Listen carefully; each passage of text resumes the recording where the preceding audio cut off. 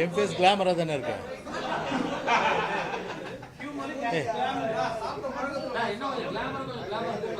எப்போதும் கிளாமர்ப்பா, சரிதானா? எப்போதும் ஸ்வீட் 60. Shall I start?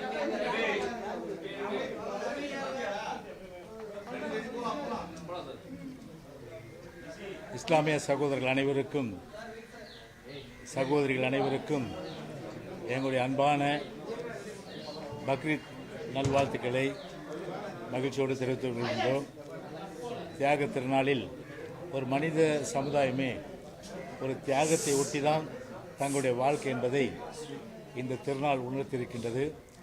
எனவே வாழ்நாளை பொறுத்தவரை நாம் எவ்வளவு காலம் வாழுகின்றோம் என்பது முக்கியமில்லை, வாழுகின்ற காலத்தில் எப்படிப்பட்ட தியாகங்களெல்லாம் நாம் புரிந்தோம் என்பதுதான் முக்கியம். அந்த வகையிலே தியாக திருநாளாக இருக்கின்ற பக்ரீத் திருநாள் நம்முடைய இஸ்லாமிய சகோதரர் அத்தனை பேருக்குமே நல்வாழ்த்துக்களை தெரிவித்துக் கொள்கின்றேன். அதே போன்று மேற்கு வங்கத்தை பொறுத்தவரை ஒரு துரதிருஷ்டமான சம்பவம். சரக்கு ரயில் மோதி இரு ரயில்கள் மோதி ஒரு 8 பேர் மரணமடைந்தது ஒரு அதிர்ச்சிக்குள்ளான, வேதனை தருகின்ற ஒரு துன்பகரமான ஒரு செய்தி. எனவே இது ஒரு மன வருத்தத்தையும், அதே நேரத்திலே ரயில்வே துறை ஒரு விழிப்புடன் இருந்து தொடர்ந்து பார்த்தால் இது போன்ற இந்த சம்பவங்கள் எல்லாம் நடைபெறுவது ஒரு ரயில் பயணம் செய்பவர்களுக்கு ஒரு அச்சத்தை ஏற்படுத்துகின்ற ஒரு நிலைமை உருவாக்கக்கூடாது. எனவே அந்த வகையில் மத்திய அரசினுடைய கட்டுப்பாட்டில் உள்ள ரயில்வே துறை ஒரு விழிப்புடன் இருந்து இந்த விபத்துகளை தவிர்ப்பதற்கு வேண்டிய அந்த நடவடிக்கைகளை வருங்காலத்திலே எடுப்பதுதான் ரயில் பயணம் செய்பவர்களுக்கும் ஒரு முழுமையான அளவிற்கு ஒரு பாதுகாப்பு இருக்கிறது என்ற அந்த உணர்வு நிச்சயமாக ஏற்படும் என்பதை தெரிவித்துக் கொள்கின்றேன். சொல்லுங்க.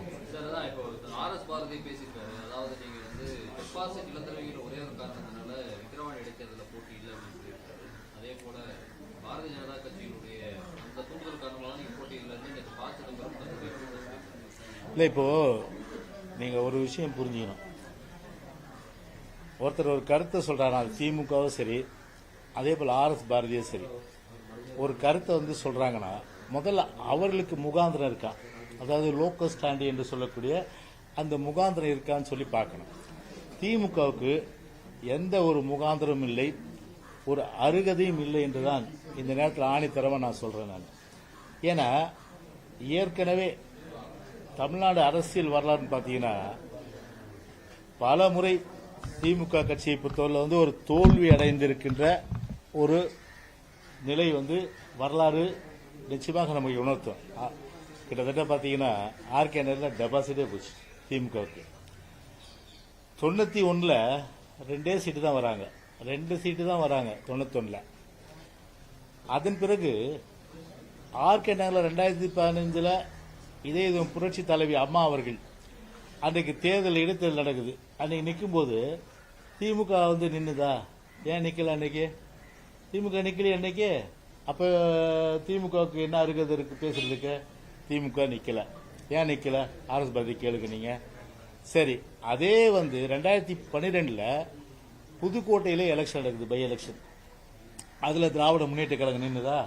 இந்த வீர சூரம் பத்தி பேசுறாங்களே இப்போ, அப்ப எங்க போச்சு வீரம் சூரம் எல்லாமே? அப்ப எங்க போச்சு?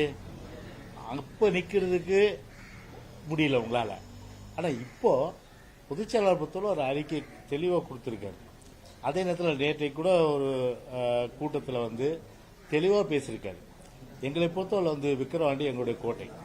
அதில் தமிழ்நாட்டுக்கே தெரியும், யாருக்கும் மாறுபட்ட கருத்து கிடையாது. ஏன்னா இப்போ கூட இந்த எலெக்ஷன்ல பாத்தீங்கன்னா டிஃபரன்ஸ் எவ்வளோ பிட்வீன் டிஎம்கேக்கும் எங்களுக்கும் 6000 ஓட்டு தான் டிஃபரன்ஸ். ஒரு நியாயமான, ஒரு நேர்மையான, ஒரு சுதந்திரமான, ஒரு ஜனநாயக ரீதியில் முழுமையான அளவிற்கு தேர்தல் கமிஷனை பொறுத்தவரை தேர்தலை நடத்துவதற்கு உத்தரவாதம் கொடுத்தால் அந்த உத்தரவாதம் கொடுக்க முடியாது. ஏன்னா ஈரோடுல பொறுத்தவரையில் என்ன நடந்தது நாட்டு மக்களுக்கு தெரியும். வாக்காளர்கள், பொதுமக்கள் அவரெல்லாம் ஆடு மாடுகளைப் போல பட்டியல அடைத்து காலையிலிருந்து அவங்களுக்கு சாயந்தரம் வரல கவனிக்க வேண்டியதெல்லாம் கவனிச்சு அவங்கள வெளியில போக விடாம செய்து அவங்கள சுற்றுலா கூட்டு போறது, அவங்க வீட்டுக்கு போய் துணி துவைச்சு கொடுப்பது, அவங்க வீட்டுக்கு போய் 10 பாத்திரம் தேய்ச்சி கொடுப்பது, இப்படிப்பட்ட ஒரு ஜனநாயகத்தையே கேலி கூத்தாகி ஒரு வெட்கப்படுகின்ற, அது பார்த்தீங்கன்னா ஒரு முகம் சுளிக்கின்ற வகையில் திராவிட முன்னேற்ற கழகத்தை சார்ந்தவர்கள் அதை ஈரோடு இடைத்தேர்தலில் அரங்கேற்றியதெல்லாம் உங்களுக்கு தெரியுமா தெரியாதா? உங்களுக்கு ஊடகங்களில் வந்ததா இல்லையா? அப்படி சரி, அது ஒரு பக்கம் இருக்கட்டும். அதிகார துஷ்பிரயோகம் இன்னைக்கு திமுக ஆளுங்கட்சியா இருக்கு. திமுக ஆளுங்கட்சியா இருக்கிற ஒரு சூழ்நிலையில முழுமையாக என்ன பண்ணுவாங்க? அரசாங்க நிர்வாகத்தை, அரசு இயந்திரத்தை முடுக்கி விட்டு முழுக்க முழுக்க பாத்தீங்கன்னா மாநிலத்தில் எந்த வேலையும் நடக்காது. ஒட்டுமொத்தமா ஸ்டாலின் அமைச்சரவையில் உள்ள அமைச்சர்கள் அத்தனை பேருமே அங்க விக்கிரவாண்டியில் தான் முகாமிடுவாங்க, கேம்ப் போடுவாங்க. போட்டு பணம், அது மட்டும் ஆட்பலம், அதே போன்று அதிகார துஷ்பிரயோகம் கூட அதுக்கு பார்த்தீங்கன்னா ஒரு மாநில அரசு அதிகாரிகள் முழுமையாக அங்கே அதற்கு ஒரு உடந்தையா அவர்கள் இருப்பாங்க. ஸோ இதெல்லாம் கண்கூட நடந்தது ஈரோடு இடைத்தேர்தலில். ஒரு ஜனநாயக ரீதியாக பார்த்தீங்கன்னா ஒரு தேர்தல் நியாயமா, சுதந்திரமா, அமைதியா, அதே நேரத்தில் ஒரு ஜனநாயக குரல் வலையை நெரிக்காம நடந்திருந்தா கண்டிப்பா என்ன பண்ணிருப்போம்? இதுல போட்டிருப்போம். ஸோ இப்போதை பொறுத்தவரை இந்த தேர்தலில் போட்டியிடுவது என்பது ஒரு waste of time, waste of energy, waste of money, waste of fuel. Waste of fuel எரிபொருள் கூட பாத்தீங்கன்னா, அதுவும் எரிபொருள்லாம் பார்த்தீங்கன்னா ஒரு நிலத்திலிருந்து டீசல், பெட்ரோல்லாம் நிலத்துலேருந்து கிடைக்குது. அது இன்னும் 50 வருஷம் தான் ஆகும். அதெல்லாம் வேஸ்ட் ஆகும். அதனால அந்த அடிப்படையில் தான் ஏற்கனவே முன்னுதாரணங்கள் இருக்கு. எங்க கட்சியிலேயே இந்த மாதிரி அக்கிரமங்கள்லாம் திமுக அவங்க அப்பா காலத்திலிருந்து, யாரு, திரு மு கருணாநிதி காலத்திலிருந்து அத்துப்பிடியுது. முதல்ல இந்தியாவிலேயே இவர் சொல்றாரு, அதாவது தான் திருடி பிறரை நம்பாதுன்னு சொல்லிட்டு. இவங்களை நான் என்ன சொல்றேன்னா, திருடன் ஓடுறானா இவன் திருடனா இருப்பான், இவன் மறைக்கிறது என்ன பண்ணுவானா திருட ஓடுற மாதிரின்னுவான். அதனால ஒட்டு மொத்தமா பாத்தீங்கன்னா ஒரு ஜனநாயகத்தை சூறையாடி வாக்குகளை கொள்ளையடிக்கின்ற ஒரு திருட்டு கும்பல் தான் திமுக தான். அப்படிப்பட்ட ஒரு வெறித்தனத்தோட ஒரு தேர்தலை சந்திச்சு எப்படியாவது ஒரு குறுக்கு வழியில நம்ம வெற்றி பெற வேண்டும் என்று நினைக்கின்ற அந்த ஒரு செயல் என்பது நிச்சயமாக ஜனநாயக விரோத செயலாகத்தான் ஜனநாயக ரீதியாக தேர்தல் கமிஷன்ல இப்போ எலெக்ஷன் கமிஷன்ல ஈரோடு எலெக்ஷன் நடந்தது. வாக்காளர் பட்டியலில் முறைகேடு, உடனே அதுக்கு பெட்டிஷன் கொடுத்தோம். கலெக்டர் ஆபீஸ்ல பெட்டிஷன் கொடுத்தோம். இங்க நாங்கெல்லாம் போய் பெட்டிஷன் கொடுத்தோம். வாங்கி தூக்கி போட்டாங்க. என்ன நடவடிக்கை எடுத்தாங்க? நடவடிக்கை எடுக்கல. சரி, ஆடு மாடுகளை போய் பட்டியல அடைச்சி வச்சுக்கிறாங்க. 36 இடங்கள்ல போட்டு அப்படியே ஷாமியானா போட்டு அவங்களுக்கு இதே ஒரு ஒரு ஒரு ஒரு தனியார் தொலைக்காட்சி நியூஸ் தமிழ் 24x7 அவர் போய் பேட்டி எடுக்கிறாரு. அவரே அடிச்சு ஓட்டினாங்களா இல்லையா? அவரை பத்திரிகைக்காரங்க போய் பேட்டி எடுக்க முடிஞ்சுதா? அப்ப டெமோக்ரஸி எங்க போச்சு? ஜனநாயகம் எங்க போச்சு? அப்போ உங்களால சுதந்திரமா பேட்டி எடுக்க முடிஞ்சுதா? பயந்து போகுங்க. எவன் அடிப்பான், எவன் கேமரா போடுவான், எவன் திட்டுவான். இன்னைக்கு காலையில் எழுந்த உடனே இன்னைக்கு எவங்கிட்ட திட்டு வாங்குவோம், திமுக எவங்கிட்ட அடி வாங்குவோம், எவங்கிட்ட போய் இன்னைக்கு 10 நாள் கேமரா விட்டு வருவோம். அந்த நிலைமை தானே இருந்தது. சரி, எங்க ஆட்சியில் அந்த மாதிரி இடத்தில் நடக்கும்போது அந்த மாதிரி நிலைமை இருந்ததா? சொல்லுங்க நீங்க. அப்படிப்பட்ட ஒரு அநியாயங்கள், அக்கிரமங்கள், அராஜகங்கள்லாம் அரங்கேற்றப்படும் போது இதை கலந்துக்கிறதுல என்ன அர்த்தம் இருக்கு? புரியுதுங்களா? அதனாலதான் ஒரு முடிவு எடுத்தோம். அந்த முடிவின்படி பாத்தீங்கன்னா ஒரு தேர்தல் புறக்கணிப்பு. அந்த வகையில தான் இன்னைக்கு பொதுச்செயலாளரும் சரி, அதே போன்ற கட்சியில ஒன்று கூடி இன்னைக்கு ஒரு அறிக்கை கொடுத்து அது இன்னைக்கு பொதுச்செயலாளர் விளக்கம் கொடுத்திருக்காரு. இன்னைக்கு ஓட்டு போடுறது புறக்கணிக்கிறாங்கல்ல, அவங்க கட்சிக்காரங்க ஓட்டு போடக்கூடாது, அதை அவங்க பண்ணுவாங்களா அப்படின்னு கேட்டிருக்காரு. இல்லங்க, இப்போ யார் கேட்டது?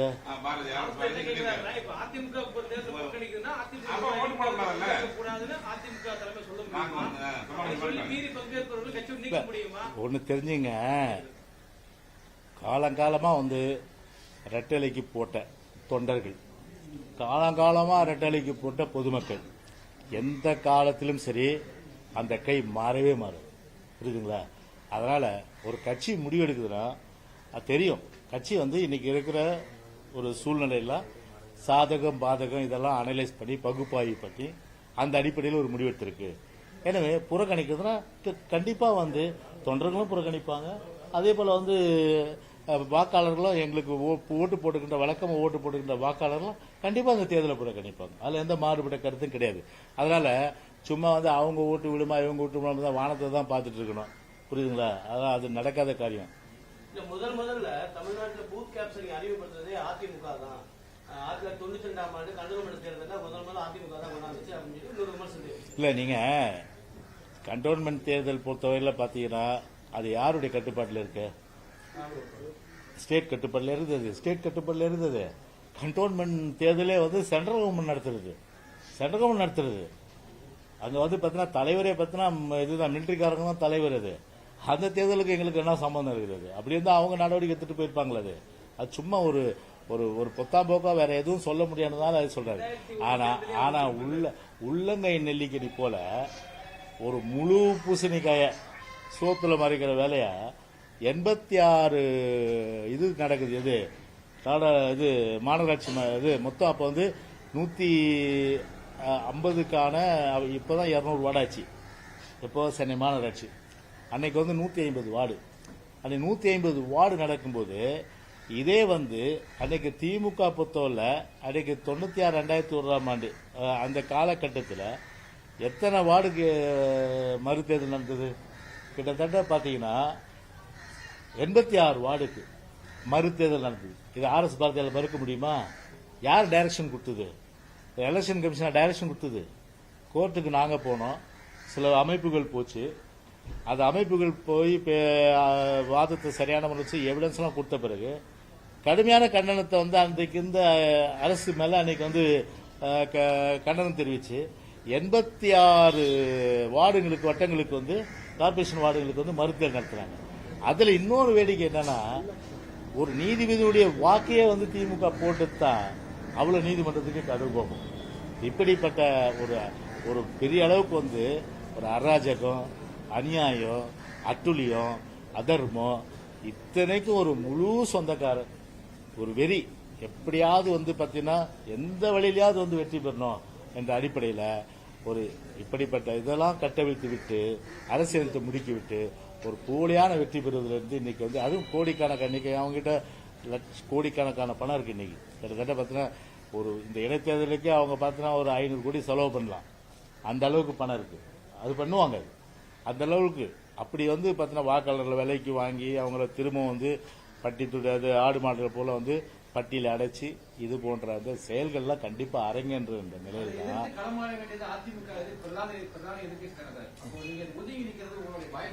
இல்லங்க. இப்போ நான் பயம் யாருக்குங்க? பயம் அதிமுக பத்தி தேர்தலை சந்திக்கிறது என்னைக்கே பயந்தது கிடையாது. ஆனா இன்னைக்கு உள்ள சூழ்நிலை என்ன? இன்னைக்கு அதை நம்ம பார்க்கணும். இன்னைக்கு உள்ள சூழ்நிலை பாத்தீங்கன்னா இன்னைக்கு வந்து ஈரோடு இடைத்தேர்தல் வந்து ஒரு முன்னுதாரணம். ஈரோடு இடைத்தேர்தல் மனசாட்சியோட நீங்க சொல்லுங்க, நீங்க நேர்மையா நடந்ததா? இப்ப கூட சொல்லுங்க. எலெக்ஷன் கமிஷனு மீட்டிங்கை போட்டு செக் போஸ்ட் எல்லாம் கம்ப்ளீட்டா, ஏன் நான் எலெக்ஷன் கமிஷன் தான் செய்வேன் அந்த வேலையை. செக் போஸ்ட் போடுவேன். விக்ரவாண்டிக்கு எத்தனை என்ட்ரி இருக்கு கடுமையா போடுங்க. சிஆர்பிஎஃப் ஸ்டேட் போலீஸ் கூட வேணாம், சிஆர்பிஎஃப் நிறுத்துங்க. கம்ப்ளீட்டா என்ன பண்றீங்க? வெளியால வந்து அலோவ் பண்ணாதீங்க. உள்ள கம்ப்ளீட்டா வந்து பணம் இருக்கா, திங்ஸ் இருக்கா, எல்லாத்தையும் செக் பண்ணி சீஸ் பண்ணுங்க. அதை பண்ண முடியுமா எலெக்ஷன் கமிஷனால? பண்ண முடியாது. அதை பண்றதுக்கு எலெக்ஷன் கமிஷனர் திராணி இல்ல. அப்போ வந்து முழுமையா தமிழ்நாட்டில் இருக்கிற ஒட்டுமொத்தமான திமுக ஆட்கள் எல்லாம் அங்க குவிவாங்க. கொள்ளடித்த பணங்கள் அங்க சரளமா புழகும். அது மட்டும் இல்லாம வந்து பாத்தீங்கன்னா அதிகார துஷ்பிரயோகம் ஒரு பக்கம் இது கேவலமான செயலாக இருக்கின்ற இந்த பாத்திரம் கழுவி விடுறது, துணி துவைச்சு கொடுக்கிற வேலை, வீட்டை பெருக்கிற வேலை, இந்த மாதிரி வேலைகள் இப்படியெல்லாம் வந்து அவங்க வந்து செய்வாங்க.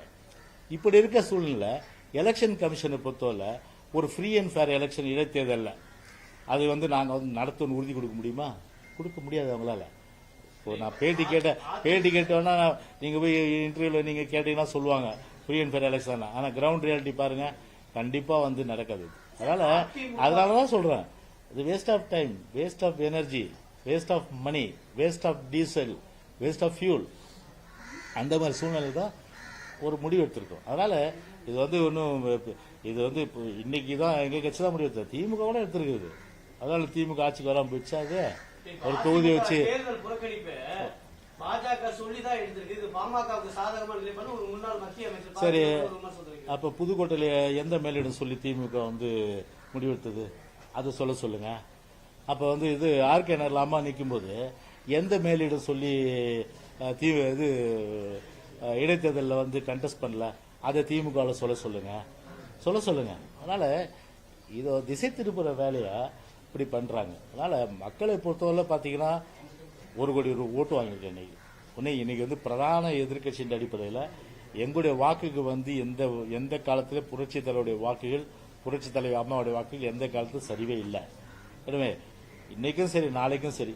இன்னைக்கு வந்து பாத்தீங்கன்னா திமுக வந்து அந்த காலகட்டத்தில் 2019 காலகட்டத்தில் வந்து இப்போ பார்க்கும்போது சரி, சட்டமன்ற தேர்தலில் எங்களுக்கு அவங்களுக்கு பெரிய வித்தியாசம் கிடையாது. 1% 1.5% தான் டிஃபரன்ஸ். இப்போ 2021 2019 பாத்தீங்கன்னா வந்து எடுத்த திமுக வாக்கை விட பாத்தீங்கன்னா இப்ப 6% பின்னாடி போயிட்டாங்க. அப்ப 6% பின்னாடி போன திமுக 1% அளவுக்கு போன வாக்குகளை விட நாங்க இப்போ வாங்கணுமே, அது வந்து முன்னேற்றமா இல்ல திமுக முன்னேற்றமா? அது ஏங்க குறைச்சி போட்டுறதா இல்லையா? நீங்க எது 1000 வியாகியான 1000 விளக்கம் கொடுத்து நிற்பீங்க. நான் அதுக்குள்ள போக விரும்பல. என்ன பொறுத்தவரை என்ன புள்ளியூர் நீங்க தானே சொல்றீங்க. திரு மு கருணாநிதி அன்னைக்கு எடுத்தா தோத்தாருன்னா புள்ளியூர் எடுத்துப்பாரு இல்லீங்களா? அது மாதிரி நான் அந்த புள்ளியூரத்தை சொல்றேன். அதுதான் அதை பாருங்க நீங்க. அதாவது எங்க கட்சி முன்னேற்ற பாதையில் இருக்க இல்லையா, திமுக ஒரு சீட்டை கன்வெர்ட் ஆயிருக்கலாம், ஒரு டிரான்ஸ்ஃபார்ம் ஆயிருக்கலாம். ஆனா ஓட்டை பொறுத்தவரை குறைஞ்சி போச்சு இல்லையா? சோ இதனுடைய தாக்கம் பாத்தீங்கன்னா 2026 கண்டிப்பா பாத்தீங்கன்னா முழுமையான வெற்றி அதிமுக கூட்டணிக்கு கண்டிப்பா கிடைக்கும். யாருங்க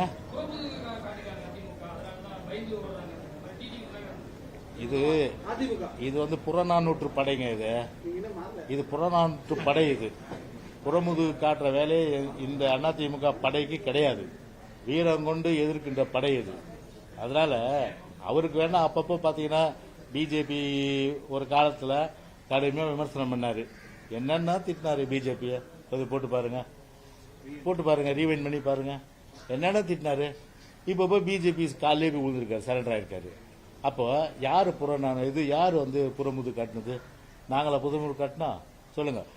ஒரு முடிவு எடுத்தோம், நேற்றைக்கு இல்லை, இன்றைக்கு இல்லை, நாளைக்கு இல்லை, அதுல உறுதியா இருக்கும் இல்லையா? அது நாங்க என்னைக்கு புறமுதுகு காட்டுற அந்த வேலையே கிடையாது.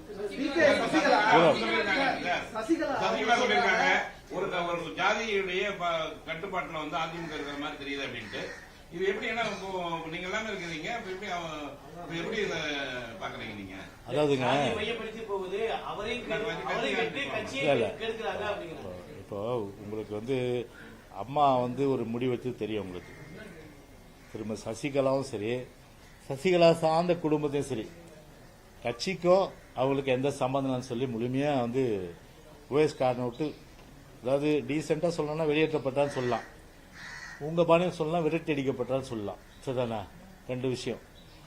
அப்படி வெளியேற்றப்பட்டவர்கள் அப்புறம் திரும்ப சசிகலா லெட்டர் கொடுத்தனால சேர்த்தாங்க, அவங்களை ஒருத்தர் தான் சேர்த்தாங்க, அது இல்லையா? அதன் பிறகு வந்துட்டு என்னாச்சு? 2021 தேர்தலுக்கு முன்பு திருமதி சசிகலா என்ன சொன்னாங்க? நான் அரசியல் ஒதுங்கிடுறேன் அப்படின்னு சொன்னாங்களா இல்லையா? அது ஒதுங்கிறேன்னு சொன்னாங்க. எனக்கு அரசியலுக்கும் சம்பந்தம் உண்டு. அதான் புதுச்சா சொன்னாரு. அவங்களுக்கு அரசியலுக்கு அதிமுக என்ன சம்பந்தம் இருக்கு? ஒரு சம்பந்தம் இல்லை. அவங்க அதிமுக உறுப்பினரும் கிடையாது, அதிமுக கிடையாது, சம்பந்தம் இல்லை. அவங்க நான் என்ட்ரி ஆயிட்டுன்றாங்க. உங்களுக்கு தான் எக்ஸிட் கொடுத்தாச்சே, அப்புறம் எப்படி என்ட்ரி ஆக முடியும்? ஆக முடியாதது. தொண்டர்களாலும் மக்கள் வந்து ஏத்துக்காத ஒரு சூழ்நிலையில எப்படி வந்து பாத்தீங்கன்னா வந்து அது மக்கள் தொண்டர்கள் ஏத்துப்பாங்க? அதனால அவங்களுக்கும் கட்சிக்கு எந்த சம்பந்தமும் இல்லை.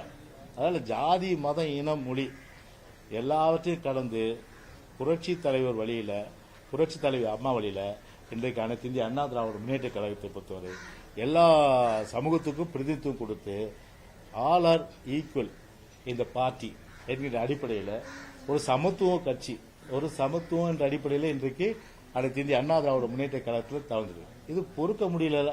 அதனால இந்த ஒரு துவேஷம், அதாவது என்னதுன்னா ஒரு ஒரு மலிவான அந்த பிரச்சாரத்தை இன்னைக்கு வந்து கையில் எடுத்திருக்காங்க. அது வந்து கண்டிப்பா வந்து எடுபட போறது கிடையாது. சார், அப்ப ஓபிஎஸ் வந்து 4 அணிகளும் இணையன்னு சொல்லிட்டு 2 முறை வந்து கடிதம் வெளியிட்டிருக்காரு. தொடர்ந்து வந்து தனித்தனியா இருக்குது அதிமுக எதிர்காலத்தில் நல்ல தொடர் தோல்விகள் இதுதான் சரியான நேரம் கண்ணீர் அப்படின்றாங்க. இல்ல, அவரை பத்தி தெரியும் உங்களுக்கு. எவ்வளவு காலம் அவரை பத்தி நம்ம சொல்லிட்டு முடியும் சொல்லுங்க. நீங்க தான் அவரை பத்தி பேசி பேசி அவரை பெரிய ஆளாக்குறீங்க. அவரை பொறுத்தவரை பாத்தீங்கன்னா வந்து கட்சி தொண்டர்கள் ஒரு கடுமையான அதிருப்திக்கு ஆளானது. எப்படின்னா, ஒரு இதே புரட்சி தலைவர் மாளிகையில போயிட்டு அங்க போய் வந்து ஒரு கோயிலை வணங்குறவங்க நம்ம எல்லாம், புரியுதுங்களா? இதே தலைமை கழகத்தை பொறுத்தவரை அதை போய் எட்டி வச்சு காலை அடிச்சு இந்த டாக்குமெண்ட்ஸை கொள்ளையடிச்சு சூறையாடி அதுக்கப்புறம் நீதிமன்ற தலையிட்டு அதெல்லாம் கொண்டு வந்து வச்சுட்டு அவர் ரெட்டையில சின்னத்தை ஏற்று நின்று அதே போல வந்து கட்சியை வந்து பல வகையில பார்த்தீங்கன்னா வந்து குழப்பத்தை ஏற்படுத்த நினைச்சு அதில் ஃபெயிலியர் ஆகி கிட்டத்தட்ட வந்து அவர் வந்து திமுக வந்து சட்டமன்றத்தில் இது பாராட்டி பேசுது, அவருடைய மகன் வந்து ஸ்டாலினை பாராட்டி பேசுது, தொண்டர்கள் பார்த்துட்டு இருக்கிறாங்க. அப்படி இருக்கும்போது அப்பப்போ வந்து நீங்க சொன்னா ஏத்துப்பானா மக்களும் தொண்டரும் ஒன்னே ஏத்துக்க வேணாம். மக்கள் தெளிவா தெரியும் யாரு நிலையா இருக்கா, யார் அப்பப்போ மாறாங்க தெரியும். அதனால ஒரு குழப்பவாதியும் ஒரு சந்தர்ப்பவாதிகள், அதே போன்று ஒரு சுயநலவாதிகள். அது நான் வந்து அவரை சொல்ற நினைக்காதீங்க. ஆனா எல்லாமே சொல்றதெல்லாம் வந்து அவருக்கு பொருந்தன்றதான் கட்சிக்காரர் நினைக்கிறாங்க. அண்ணாமலை தலைவராக இருந்து மாற்றப்பட்டால் அதிமுகவுடைய நிலைப்பாடு எப்படி இருக்கு? ஏன்னா அதிமுக பாஜக கூட்டணி இல்லைன்றீங்க. ஆனா அண்ணாமலை மாற்றினாங்கன்னா என்ன பண்ணுவீங்க? அண்ணாமலை மாத்தி பின்லேடனே வந்தா கூட சரிங்க, சரிதானே? ஒரு மாற்றமும் வந்து முன்ன வச்ச கால பின்ன வைக்கிற மாதிரி இல்ல. அதிமுகவும் தேமுதிகவும் வந்து பாத்தீங்கன்னா தேர்தல் புறக்கணிப்பு பண்ணிருக்கிறதுனால பாமக அது சாதகமா இருக்காதுன்னு அன்புமணி சொல்லியிருக்காரு. பாமக சாதகமா இல்ல, அவங்க போட்டிட்டாலும் போட்டிடலாம், எங்களுக்கு ஒன்றும் சாதகமா இருக்க போறது அப்படின்ற மாதிரி சொல்லியிருக்காரு. கண்டிப்பா அவர் ஒரு கூட்டணியில் இருக்காரு. எப்படி அவர் ஓட்டு போடுவாங்க? அவருக்கு அவர் ஓட்டு போட மாட்டாங்க இல்லையா? நான் ஏற்கனவே சொன்ன மாதிரி ஒரு கட்சி ஒரு முடிவு வந்து ஒரு புறக்கணிப்பு எடுத்திருக்குன்னா அந்த புறக்கணிப்பின் அடிப்படையில தான் வந்து கட்சியை வந்து அந்த கட்சி தொண்டர்களும் பொதுமக்கள் இருப்பாங்க. அதனால கண்டிப்பா பாத்தீங்கன்னா வந்து அந்த புறக்கணிப்புன்றது தொகுதியிலும் சரி, வாக்காளர்களும் சரி, அதே போல தொண்டர்களும் சரி, கண்டிப்பா தேர்தல் புறக்கணிப்பு. மத்திய அமைச்சர் அமித்ஷா வந்து தமிழிசை மேடையில பேசுறது நீங்க எப்படி பாக்குறீங்க? அதுக்கு பிறகு சந்திச்ச விவகாரத்தை எப்படி பாக்குறீங்க? அது உட்கட்சி விவகாரம் இல்லையா? ஆனா ஒரு விஷயம் என்னன்னா, எதுவுமே வந்து இது இன் கேமரான்னு ஒன்று இருக்கு. அதே போல ஒரு பொது வெளியிடம்னு ஒன்று இருக்கு. ஒரு உதாரணத்துக்கு வந்து ஒரு மேடை இருக்குன்னா அந்த மேடை நாகரிகம் பண்பாடுன்னு ஒன்று இருக்கு. அப்படி இருக்க ஒரு சூழ்நிலை அவங்க பேசுறது ரைட்டா தப்பா அதுக்குள்ள நான் போக விரும்பல. அது எல்லாம் சொல்றது என்னன்னா, உண்மையில அண்ணாமலை வந்த பிறகு அது வந்து பிஜேபி கூடாரமே ஒரு சமூக விரோத கூடாரமா ஆயிடுச்சுன்றதை அவங்க தெளிவுபடுத்திருக்கிறாங்க இல்லைங்களா? அதை நான் சொல்லாமே இருக்க முடியாது நான். ஆனா அதை அவங்க சொல்லிட்டாங்க. அவங்க சொல்லிட்டா கூட கூப்பிட்டு கண்டிச்சிருந்தோம்னா ஒரு இன்கேமரா ஒரு ஆபீஸை கூப்பிட்டு டெல்லி கூப்பிட்டு கண்டிச்சிடலாம். ஆனா ஒரு பொது மேடையில போய் ஒரு பெண் பாராம அவ்வளவு வந்து கோபமான அந்த கடுமையான என்ன வார்த்தை யூஸ் பண்ண நான் பக்கத்துல இல்லை. அதனால நான் வந்து அது குறித்து நான் சொல்ல முடியாது. ஆனா அந்த பாடி லாங்குவேஜ் அதை பார்க்கும்போது ஒரு கடுமையான அளவுக்கு வந்து அவர் வந்து அந்த கோபம் துணிந்த அந்த வார்த்தைகள் வந்து பிரயோகப்படுத்தியிருக்கலாம். எனவே அது வந்து கண்டிப்பா அவர் வந்து உள்துறை அமைச்சராக இருந்துட்டு ஒரு பெண்மணியை வந்து மேடையில் வச்சு அவமானப்படுத்தி வந்து அது வந்து அவர் செஞ்சிருக்க கூடாது. அது தப்பு. அது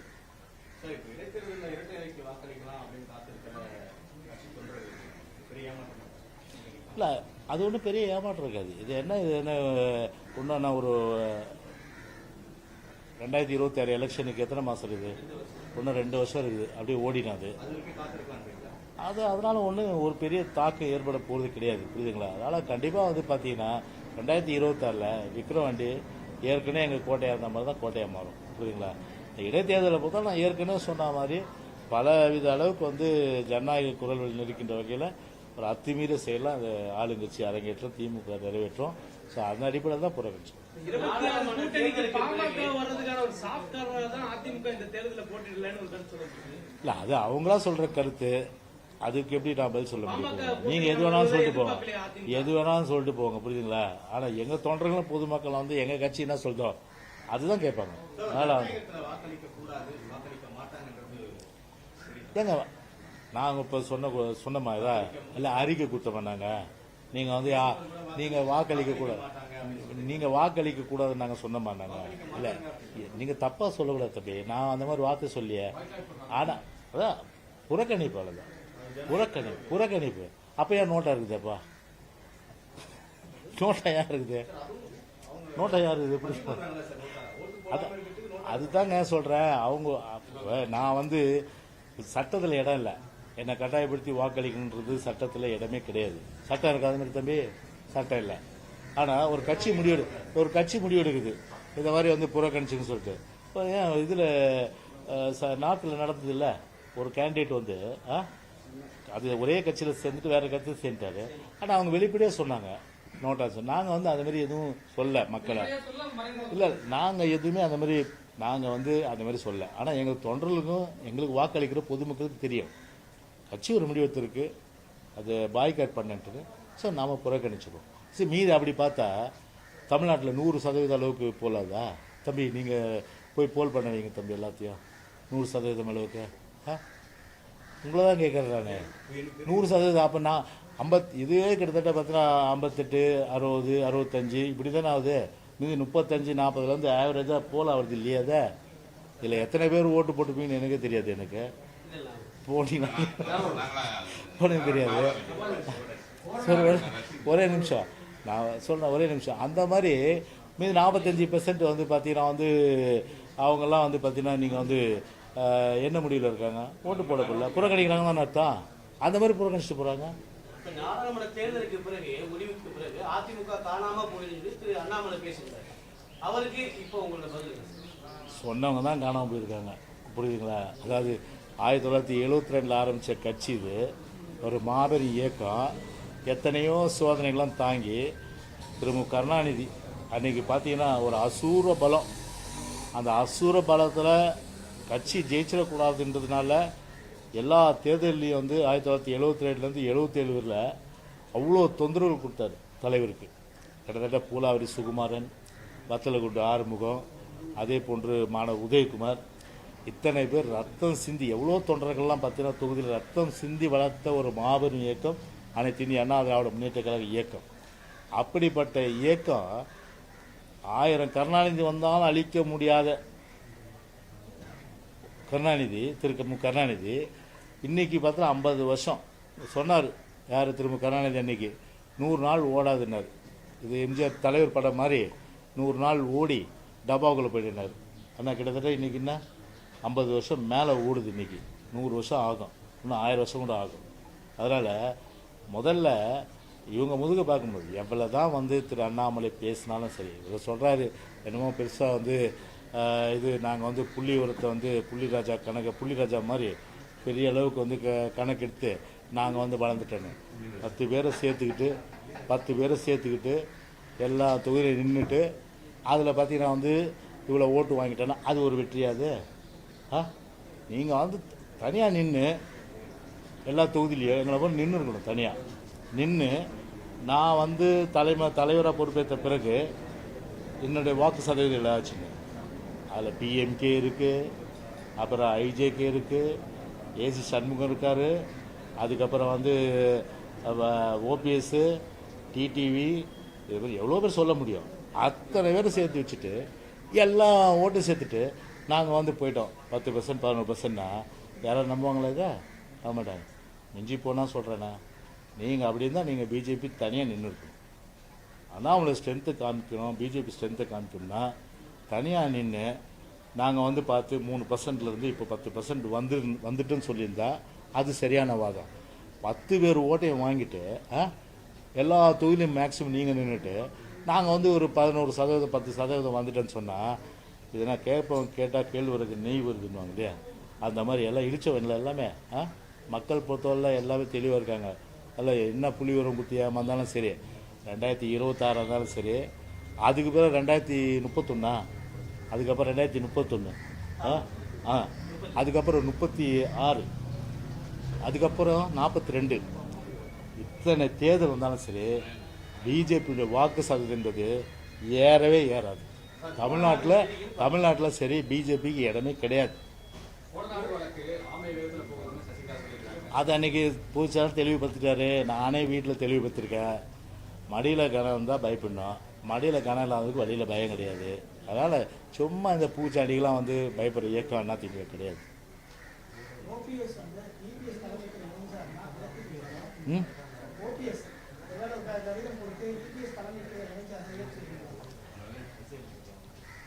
புரியல தம்பி நீங்க சொல்றது. இல்ல சார், ஓபிஎஸ் வந்து இபிஎஸ் தலைமையை ஓபிஎஸ் சேர்த்துக்கிட்டா அவரை சேர்த்துப்பீங்களா?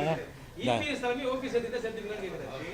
அது ஒரு கேள்வியே வந்து ஒரு அனுமானத்தின் அடிப்படையில் கேள்வி, நடக்காத ஒரு விஷயம். அது வந்து அது எப்படின்னா, திரும்ப அந்த ஒரு பழமொழி சொல்ல, அது வந்து கடல் வத்தி கருவாடு சாப்பிட நினைச்ச கொக்கு குடல் வத்தி செத்து போன கதை ஆகும். அது நடக்காத விஷயம் தம்பி, புரியுதா? அதனால் இனிமேல் வந்து அவரை பொறுத்தவரை அவர் கதை வேற, அதிமுக இயக்கின்ற ஒரு மாபெரும் ஒரு சரித்திரம் வேறு. அவரது வந்து ஒரு ஒரு ஒரு ஒரு குறு நாவல், அவ்வளோதான். வேறு ஓபிஎஸ் பொறுத்தவரை ஒரு குறு நாவல். எங்களை பொறுத்தவரை பார்த்தீங்கன்னா ஒரு பெரிய அளவுக்கு வந்து ஒரு வரலாற்று சரித்திரம். ஒரு குறு நாவலுக்கும் ஒரு சரித்திரத்துக்கு வித்தியாசம் இருக்கு இல்லையா? கடந்த காலங்களில் ஜெயலலிதா கூட சசிகலா வெளியேற்றினாங்க, அதுக்கப்புறமா வந்து அவங்க சேர்த்துக்கிட்டாங்க. அது மாதிரியான ஒரு நடைமுறையை நீங்கள் வந்து பின்பற்ற மாட்டீங்க? இல்லைங்க, இப்போது ஒரு விஷயங்க, ஒரு பொதுக்குழு எடுத்த முடிவு, அது பொதுக்குழு எடுத்த முடிவு வந்து ஒட்டுமொத்தமாக தொண்டர்கள் எடுத்த முடிவு தான். ஸோ அந்த முடிவில் தான் நாங்கள் அப்படியே இருக்கோம், புரியுதுங்களா? அதனால் அதையும் இந்த ஒப்பிட வேணாம். Okay okay ma'am, okay ma'am, thank you ma'am, thank you. இவ்வளோ நேரம் என்ன பண்ணீங்க? கழிவுநீர் கலந்து ஒரு 20 நாள்ல தமிழ்நாட்டில் 9 பேர் இறந்துருக்காங்க சார். இதுவரைக்கும் ரேஷன் கடையில பருப்பு விநியோகம் செய்யப்படுது. சென்னை கோர்ட் வந்து என்ன சொல்றதுன்னா, எதன் அடிப்படையில் பருப்பு விநியோகம் பண்றாங்க அப்படின்னா தமிழக அரசு பதிலளிக்க உத்தரவு 2 வாரத்தில் சொல்லுங்க அப்படின்னு இருக்காங்க. இதை பத்தி உங்களுக்கு இல்லைங்க, இப்போது இந்த அத்தியாவசிய பொருட்களை பொறுத்தவரை ஒரு மக்களுக்கு வந்து உடனடியாக வந்து செய்யணுன்ற அந்த ஒரு அக்கறை கூட இந்த விடியாத அரசு கிடையாது. கிட்டத்தட்ட 2 மாதம் வந்து பசி பட்டினிமாக இருப்பாங்க, பருப்பு இல்லாமல், பாமாலின் இல்லாமல், எல்லாமே எனக்கு ரொம்ப கஷ்டம் இன்றைக்கி. அதை வந்து மக்கள் நினச்சி பார்க்கணும். இப்போ வந்து அதுக்கு தான் இந்த எலெக்ஷன். எதுக்கு எலெக்ஷன் வைக்கிறாங்க? ஒரு அரசு சரியான பாதையில் போதா அப்படின்றதுக்கு அரசு வந்து சரியான பாதையில் போதா, எஸ். அது தவறான பாதையில் மக்களோட செயல் செய்யும்போது அதுக்கு நம்ம என்கரேஜ் பண்ணக்கூடாது. அதுக்கு இந்த வாக்குச்சீட்டை துருப்பாக பயன்படுத்தியிருக்கணும். அதே மாதிரி வாக்குச்சீட்டை துருப்பாக பயன்படுத்தி அதன் மூலம் திமுகவுக்கு ஒரு எச்சரிக்கை கொடுத்துருந்தா எல்லாம் விழிப்பாக இருந்திருப்பாங்க. யார்? கவர்மெண்ட், தூங்குகிற கவர்மெண்ட். இது வந்து தூங்குமுஞ்சி கவர்மெண்ட். அது எதுக்கு பற்றி ஆக்கிற இல்லை. சட்ட ஒழுங்கு கெட்டான பேர். ஒரு காரில் வந்து சினிமா பாணியில் காரில் வந்து போகிறவங்கள போய்ட்டு இனிமேல் காரில் போனவங்கன்னா நம்ம பயந்து போகணும் போல இருக்குது. அந்த அளவுக்கு வந்து இது இருக்குது, புரியுதுங்களா? ஆமாம், எங்கிட்ட துப்பாக்கி லைசன்ஸ் இருக்குது, எனக்கு பிரச்சனை இல்லை, புரியுதுங்களா? அதனால் இப்போ உங்களுக்குலாம் என்ன சொல்லுங்கள்? சொல்கிறேன், எனக்கு பிரச்சனை இல்லைன்ற, நான் துப்பாக்கி வச்சுருக்கேன், துப்பாக்கி லைசன்ஸ் இருக்குது. அதுமாதிரி எல்லாருக்கும் லைசன்ஸ் இருக்கா? பாருங்கள், காரை வந்து பார்த்தீங்கன்னா வந்து நிறுத்தி அது பார்த்தா அப்படியே இது திரைப்படங்களை மிஞ்சுற மாதிரி இருக்குது. அந்த மாதிரி காட்சி அரங்கிருக்கு. சட்ட ஒழுங்கு மோசம், ஆணவ கொலைகள், சமூக நீதி வந்து இது சாதிய மறுப்பு திருமணங்கள், அதை வந்து நடத்தி வச்சு அவங்க ஆஃபீஸை லூட் அடிக்கிறது. இப்படி இதெல்லாம் பார்த்தீங்கன்னா சர்வசாதாரணமாக கிட்டத்தட்ட ஒரு புள்ளி உறவு பார்த்தீங்கன்னா இந்த 3 வருஷத்தில் மொத்தம் சாதிய மறுப்பு விஷயங்களில் மட்டும் அந்த ஒரு 300 கொலைகள் நடந்திருக்கிறதா ஒரு புள்ளி உறவு வந்து சொல்லுது இன்றைக்கி.